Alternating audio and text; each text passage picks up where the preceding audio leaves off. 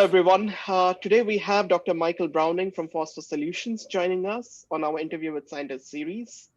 Dr. Mike received his bachelor's degree in English literature and then spent 5 years trying to become a filmmaker in Los Angeles. He received his PhD in neurobiology in 1979 and did a postdoc with Dr. Paul Greengard, who won the Nobel Prize in 2002. He is internationally known for his studies of protein phosphorylation in memory. In 2001, he founded PhosphoSolutions, which focuses primarily on proteins in the neuroscience field. Today, we will talk with Dr. Michael about antibody production and quality, neuroscience, and about PhosphoSolutions. Welcome, Dr. Mike. Hi, Mike. Right. How So, do I say your name? Is that correct, Chinmaya? yes, Okay, Chinmaya is correct. Chinmaya. Okay, cool. Yeah. Okay. I think there was some issue, but pin to first screen. Okay. Uh, okay. Yep. So let's start this interview by asking you about your research before you started PhosphoSolutions.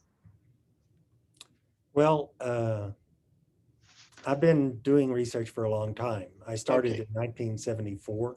I see. That was the same year that LTP was discovered by Bliss and Lomo.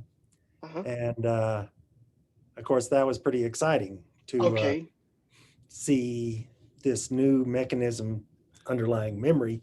Yes. Everybody had been looking after that or for that kind of mechanism for years. Yes. And it seemed to have all these wonderful qualities. And I was in, you mentioned that I had a bachelor's in English and Yes. was trying to be a filmmaker. And then you just jumped, I got into neurobiology and worked with Paul Greengard. Uh, what happened was was, I didn't like science very much when I was an undergraduate, mostly because I did so poorly in it. And Okay. so I loved reading, so I got my degree in English literature. And I was very interested in retarded children. I had taught a retarded child how to swim when I was a Uh-huh. kid. And I began to think about making movies for retarded children to help them Okay. develop. And there was this thing called patterning where you could crawl again, and that would help you develop neural pathways that would overcome some of the retardation. So Yeah. I thought I'd make movies and help these children that I loved. And I quickly saw that wasn't going anywhere. I wasn't Uh-huh. very good at making films. And also, I didn't think it was helping the children. And I had a chance to read more and more about the brain. Uh, one of my, I was still taking some courses, and one of my Uh-huh. instructors gave me his library card way back then. And Okay. I started reading about the brain. I read about habituation and the hippocampus. And Yes. so I got all excited. I was really jazzed. But I had a 2.6 GPA in English and no research experience. So I applied to UC Irvine and, of course, got turned down flat. Uh, but I happened on this guy, Gary Yeah. Lynch, at a conference where he was giving Uh-huh. a talk at UCLA. And I was always really excited and enthusiastic, but I didn't know very much. Mhm. But he was the kind of guy, he's brilliant. He's a great teacher, but he's also sort of a rebel. Uh, Okay. so he actually liked me Uh-huh. and invited me down to see his lab. I went down there, and after a short time, he let me start working in his lab for free, but Okay. working in his lab that summer. And eventually, he got me into the sciences and got me in the back door into the graduate program there. Okay. And what I was working on was the coolest thing imaginable.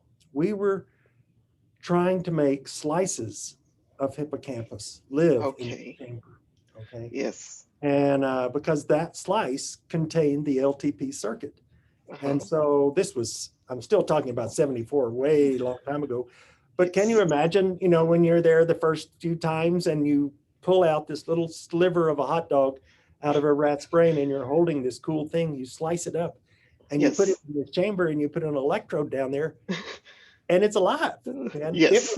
it shows LTP right there. I mean, it was Yes. unbelievably cool.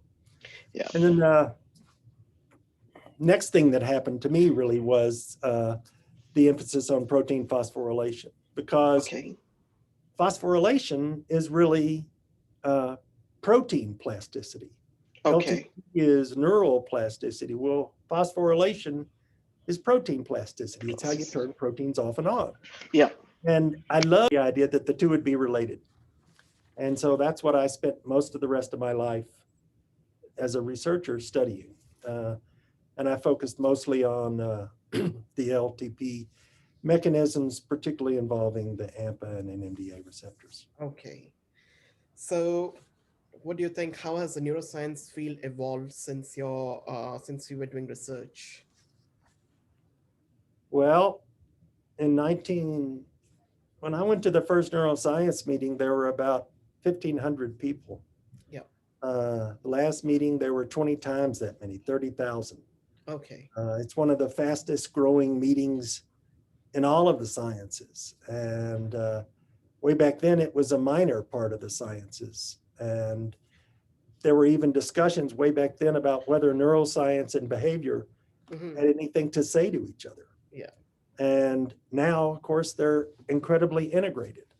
And the whole idea of integration and interdisciplinary studies of the brain is what, to me, seems to have been the major growth area. There have been a ton of growth areas, obviously, since the 70s, but that's one of the most striking, it seems to me, is Okay. the interdisciplinary nature of science, particularly brain science. Okay. And what was your most important scientific finding during your PhD and postdoc? Well, you know, I think we did a lot of cool stuff, particularly when it relates to the AMPA and NMDA receptors and trafficking and what some of the constraints on that trafficking and LTP are. But, you know, if I would say what was the most important thing in my career there as a researcher, as a professor, I think it was how well my graduate students have turned out. Okay. You know, when you work with a graduate student, I, I, when you talk about being a teacher, you know, a lot of people think of being in a classroom where you are working with people for a school year, Hmm. or maybe lecturing at a college campus where you have, you know, maybe 100 people in the audience or something like that.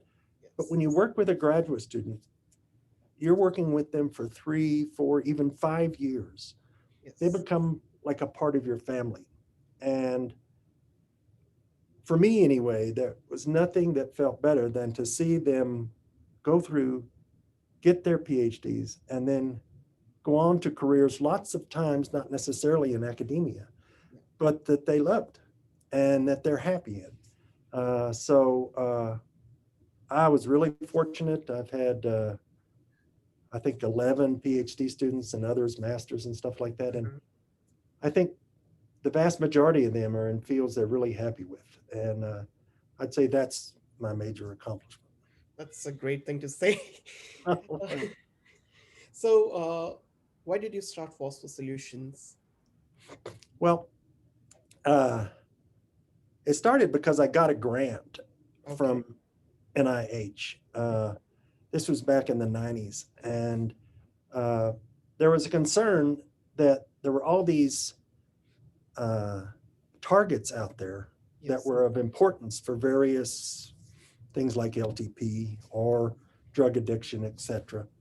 And yet there were no probes for it, no antibodies for it. In Yes. fact, back then, if you wanted an antibody, you had to make it yourself. Yes. Uh, at least when I first started, back in the 80s, when I started, if you wanted an antibody, you had to make it yourself.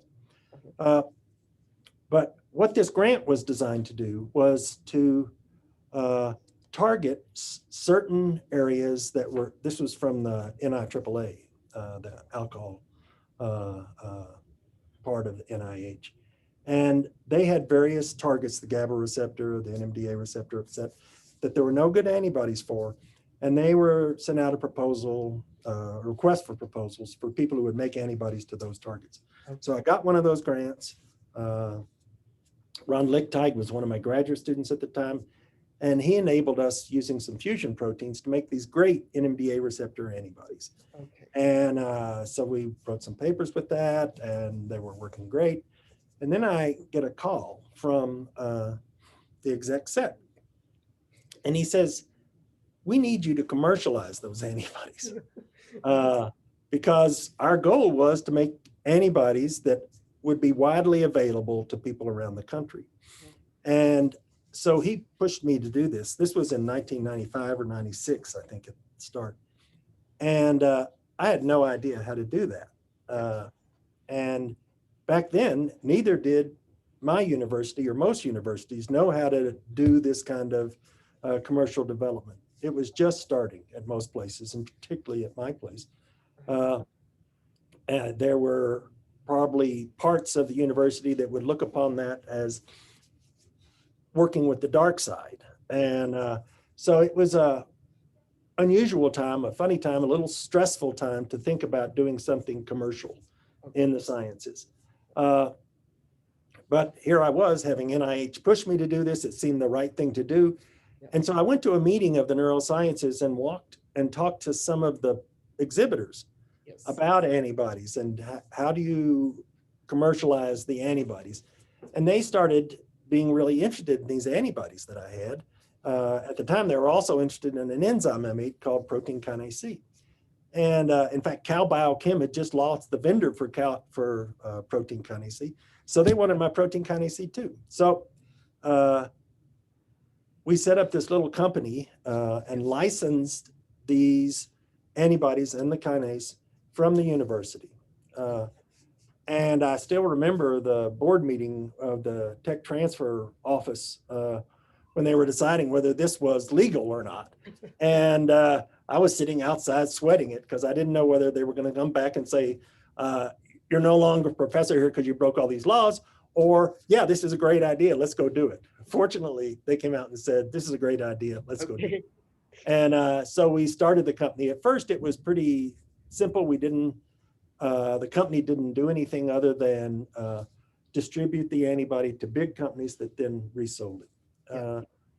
But it did then, in a heartbeat, get sold all over the world because, Cal Biochem, Chemicon, and some of those companies back then, they had worldwide distribution. And so my NIH colleague was very happy that suddenly these antibodies were out there going everywhere.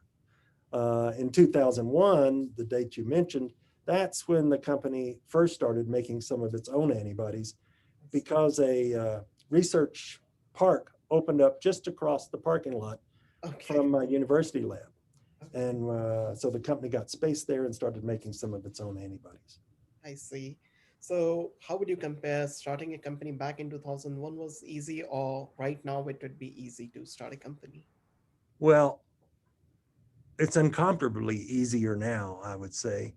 At least certainly in terms of the university's awareness of the need to get technology in the university out there more widely distributed. Almost every university now is very actively pursuing that kind of effort, trying to shorten the time lag between the discovery in the university and a product that people can use. Back then, it was also, even then, very easy to start a company, but it's much easier now. But let me just tell you one thing that was really cool. Right after I started my company, I bought this program from Microsoft. I can't even remember what it is. On Friday afternoon, I went home, and by Sunday, I had a website up and running for the company right from my living room. So this was in I think 1999 or something like that this happened. More than 20 years later, obviously, all of those things are so much more streamlined, so much more. I mean, my website just had all these Microsoft Word documents, one after another. And it's so cool now to see what you can do. I would really encourage people. It was a blast also starting my company and working on it. I mean, I had so much fun. And my university was so understanding. Towards the end, I was 50% time at the university and 50% time at the company, and both profited. I taught the ethics course at the university about how to do this, and it was a really exciting time, and I had a blast. I surely think you really did had a blast at that time. So, could you briefly describe the antibody design, purification, and characterization process for our Sure, audience? sure. Well, uh, the first thing, obviously, in making an antibody is deciding on what you're going to immunize with. Yes. And that, frankly, still is witchcraft. I mean, there are antigen design algorithms that you can use, and certainly we know some things about it. But if you're going to use a peptide, uh, charge groups, things like that, hydrophobic groups, uh, frankly, I've been doing this for over 30 years, and I still don't really think I've learned a lot Okay. about what's going to work best as an antigen, okay? Except maybe the whole protein. The best would be the whole protein if you could put the whole protein in. I still believe that. But in many cases, that's not possible. And it's certainly not possible if you want to make a phospho antibody where you have to just use it. Yes. Okay, then once you make the antibody, the question is, I mean, well, before you make the antibody, the question is what kind of antibody? Is it a poly or whatever? Is it recombinant or Yeah. whatever? And I lean very, very strongly towards polys. That's what I've made all my life. I've made a few monoclonals, no recombinants. And I think polys are the best antibody. They are more versatile. In other words, since you have a number of sites you're binding to, the likelihood that you could look at your protein in squid and in human is Yeah. much greater. Okay. Okay. The likelihood that a mutation will knock your antibody out is much less with polys. Yes. And in a little bit, I can talk to you about how to cure the reproducibility problems with polys, but I preferred polys. Okay. So you go into your rabbit, you get the blood, and even in the best antibodies, only about 1% of the IgG in the rabbit's blood is specific. That's the best antibody you're going to get. And so the signal to noise problem when you're using a secondary antibody is obviously a problem. So ideally what you should do is purify the protein, purify the specific antibody. Now there's some ways of purifying that are not really purifying. So when you do ammonium sulfate or protein A purification, all you've done is purify all the IgG, which doesn't help the signal noise problem. You still have 100-to-1 signal to noise.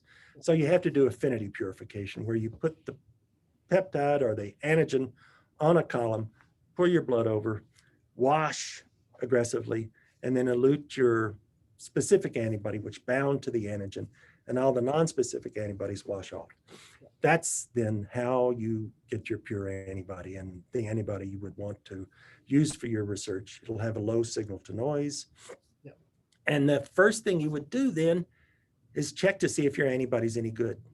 Okay. And there's really only one way that anybody uses in this field as their first test, and that's a Western blot. You do a Western blot. There are lots of reasons for doing Western blot. One is it tells you something about the specificity of the antibody. You can also find things about the sensitivity of the antibody. Yeah. That's very brief. That was a really nice explanation. Thank you very much. Sure. So, how much does it cost to produce antibodies? Well, the peptide costs $1,500 if you're doing a peptide. To get a fusion protein is $3,000 or $4,000 maybe. Okay. It depends on how difficult, how big, etc. Then the rabbits. At our company, we tend to have a lot of rabbit costs because we don't just inject the rabbit, get a positive response in the Western blot, and then bleed out the rabbit and stop there. We want to make enough antibodies so that 10 or even 20 years down the road, that same antibody is still going to be available. So we'll continue to boost and immunize the rabbit for out to 6 months. Okay. And so that can go into the hundreds or even thousands of dollars. Okay. And then after that, it's the tech work to purify the antibody. So anywhere from $3,000 or $4,000 to $10,000 or $15,000. And if you do a monoclonal, more. Okay. So that's quite a lot. Yeah, it's not cheap, No, not cheap at all. particularly since only about half of them are any good. Yes. 50% hit rate is pretty normal. Okay. So you have to throw half of those in the trash. Okay. So that's a lot of wastage as well. Yes. So PhosphoSolution has the tagline "Antibodies that work." Right. So how do you make sure that all the antibodies that you produce will work in specific applications? Right. Well, the key first thing is a Western blot. Okay. Okay. It is really the number one test that is available to you Okay. for determining an antibody specificity. Uh-huh. So you have to do a Western blot. Okay. And that is not a perfect solution. Okay. There are times when an antibody will work in a Western blot Yes. and doesn't work in some other technique. Yes. That, however, is extremely rare. Okay. If you look at the literature, Yeah. 95% of the time when you've gotten a positive, good Western blot, you notice in that paper, there's also an image Yes. of that antibody working. Yes. So the number of papers that you could find that do that far, far outweigh the number of papers which suggest difficulty. Mm-hmm. But they do exist. Okay? Okay. Unfortunately, I've seen a huge amount of emphasis placed on those failures. Okay. So if it's very difficult not to be impressed Yes. by how important those failures have become Yeah. in discussion of antibodies, when in fact they represent maybe 1% of the cases of a good Western blot. Yes. In 1% of the cases, you have a good Western blot and it doesn't work in IHC. But why do we hear all this talk about application specific? Okay. And I would tell you there are two groups. I call them the bright side and the dark side that are making this argument. Yeah. The bright side are people like human pathologists. Okay. Their margin of error when, say, a patient is on the table and they're deciding what to excise, Yes. you don't want just 99% if you can get 100%, right?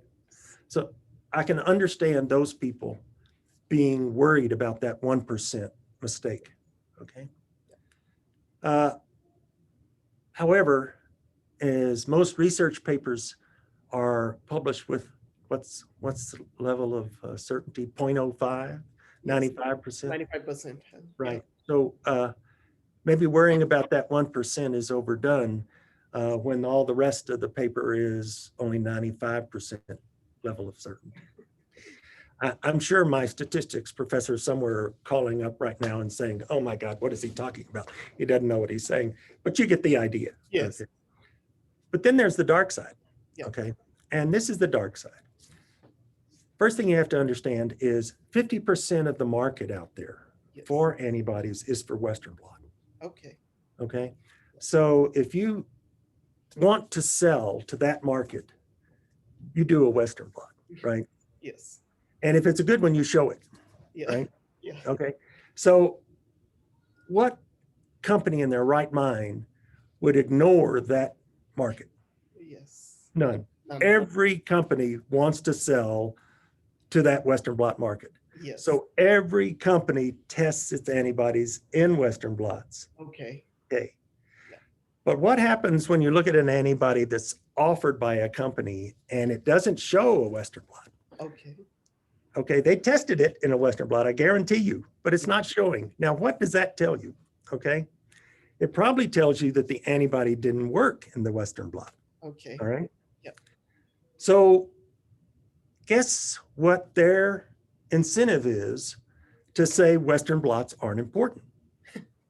Okay, it's huge. Yeah. So when you see an antibody out there advertised and they show you an image, okay, be very, very afraid of that antibody unless there's a Western blot. Okay. I would call the company and ask them why that doesn't show, okay, why they don't have a Western blot, okay. And there are tons of journals that editorialize in favor of doing the Western blot as the first test, and that if you get a bad Western blot, to be very, very afraid. If you get a bad Western blot, and if you want to use that antibody, by the way, that has no Western blot, make sure you test it in a Western blot, okay? And if that Western blot is good, then I would move ahead. If it's terrible, okay, then what you've got to do is you have to go a huge extra mile to prove the antibody specific, because you have a big piece of data right there that is telling you it's not. Okay, so if you want to go do imaging, you cannot just go do imaging. You've got to prove by some other means, knockout, knockdown, whatever, that it is specific. Okay. So those are the two groups that I think are involved in this. And there are frankly some companies out there that sell tons of antibodies with no Western blot showing. And I'm not fond of that approach. Okay. Thank you very much for this useful tip of doing a Western blot with new antibodies. I will definitely try it the next time. So that brings to my next question. How do you ensure reproducibility of antibodies from batch to batch? That's a huge issue, particularly with polys. Okay. There are issues with monoclonals in terms of, cycles of the cell, et cetera, and is it still as good as it was in the beginning? But once again, to focus on that is sort of like focusing on the 1% or the 5%, okay? I think the big issue, the big elephant in the room is variation in polys, okay? And there is a straightforward solution to the poly variability. The reason polys vary, there are really two reasons. One is a reason that is available to every antibody maker, and that is bleeds differ. Yes. So bleed taken on day 1 or day 30 after a boost and day 60 will be different. There's tons of data out there that show that they vary bleed to bleed. Yes. So the simple solution to that is to pool all of the bleeds for your rabbit before you purify, before you sell any of the antibody. So the starting material will always be the same. Yeah. And you freeze aliquots of that. Yes. And then, so all of that antibody, okay, will be reproducible. It will be reproducible every time. The other thing is you have to do lots of bleeds. Okay. You have to keep the animal going for a long time. Yeah. You need around 300 to 500 mils to have a 10 to 20 year supply. Okay. And that's what we do. Okay. Now the other issue of reproducibility, and this is once again maybe the dark side of antibodies, is that many companies, maybe I shouldn't say many, some companies will sell their antibody, and when they use up the antibody from this rabbit, they'll go to another rabbit. Okay. That's even a huger change in the quality of the antibody. Yes. And so all of that validation that was done on the early antibody is out the window, because this new validation, this new antibody has to be validated all over again. Okay. Yes. So what we do, if that happens, and it doesn't happen very often, because we do this thing of making a large supply, but it has happened. When it happens, we make a new antibody, we change the catalog number. Okay. And that's what I'm urging all antibody companies to do. If they change the rabbit, they've got to change the catalog number so that people are alerted to the fact that this is a new antibody and it needs additional validation. But if you pool your bleeds, you can easily have a 10 to 20 year supply of antibody unless it's an extremely big seller. And so for the average antibody out there, 6 months of bleeds will give you a 10 to 20 year supply, and that will eliminate the poly variability. Okay, that's a good suggestion again for companies. So I would also suggest that's not just for companies, okay? So if you're making an antibody in a lab, okay, and you're going to publish with it, okay, one of the problems with reproducibility, obviously, is that people, individual labs, individual researchers are not really worried as much about making sure that that antibody is out there for someone 10 or 20 years down the road Yes. to replicate their work, but they need to be. And so if you're going to make your own antibody, particularly if it's a poly, Yes. you need to create a supply. And in this case, since it's not a commercial antibody or something like that, 3 to 4 months of bleeds pooled, but should be sufficient supply. But definitely don't just start with the first bleed that comes down the pike. Even though you're eager to get there in there, you got to be patient until you got 2 to 3 months of bleeds. Okay. And what can researchers and scientists do to have reproducible results, in your opinion? Well, that was one thing right there. I sort of jumped the gun. I mean, Yeah, in no, terms that's of great. reproducibility, that's how you make antibodies reproducible. Yes. I think actually, one of the things that struck me when I was thinking about it, when you asked me the question about how neuroscience has changed, Yes. there is a ton of technology that's available off the shelf Yes. that I didn't have any access to at all back when I was doing my stuff. And there's a tendency to be so eager to do the tests that researchers are not always aware of what underlies their test. Yes. And how things they do in preparation of their sample, for instance, can introduce variability or can create a situation that they get result X, but a year later when someone does the same thing, they could get result Y.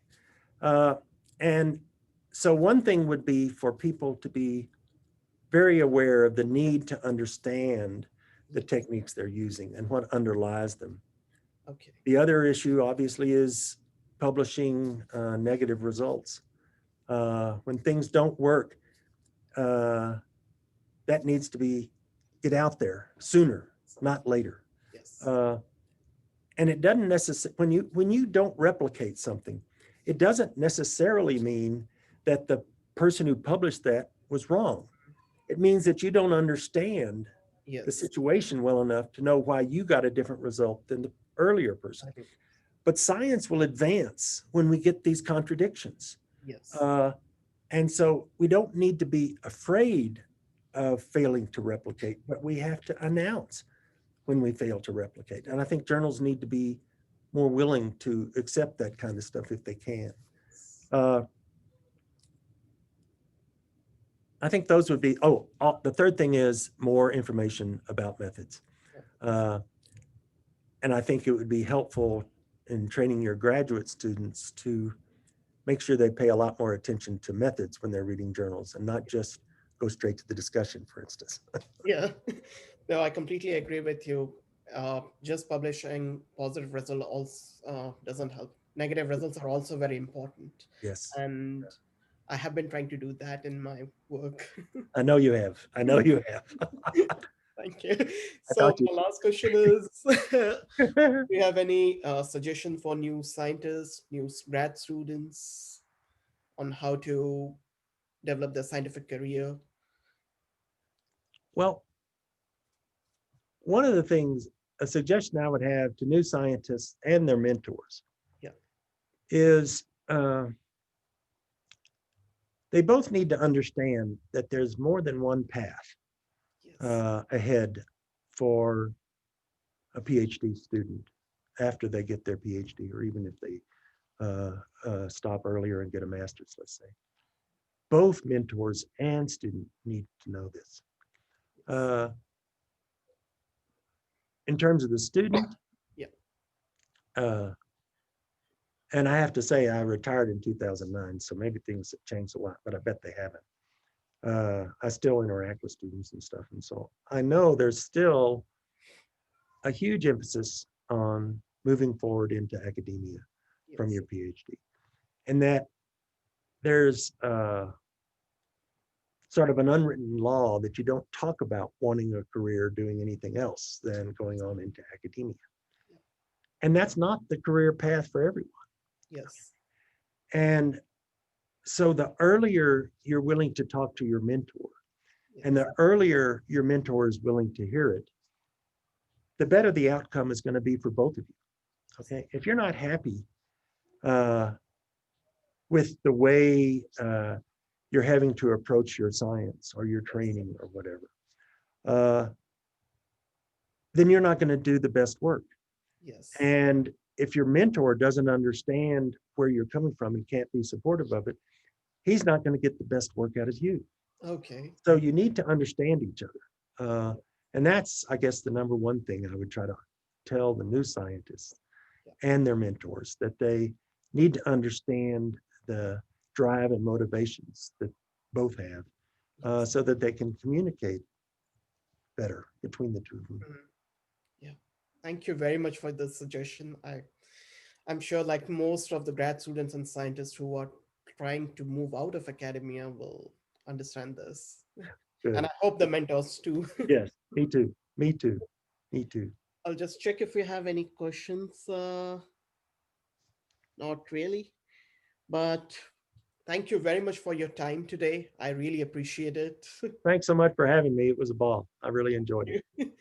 You're a good questioner. Thank you. And you got this great smile, so it makes me encouraged to keep talking. Thank you very much.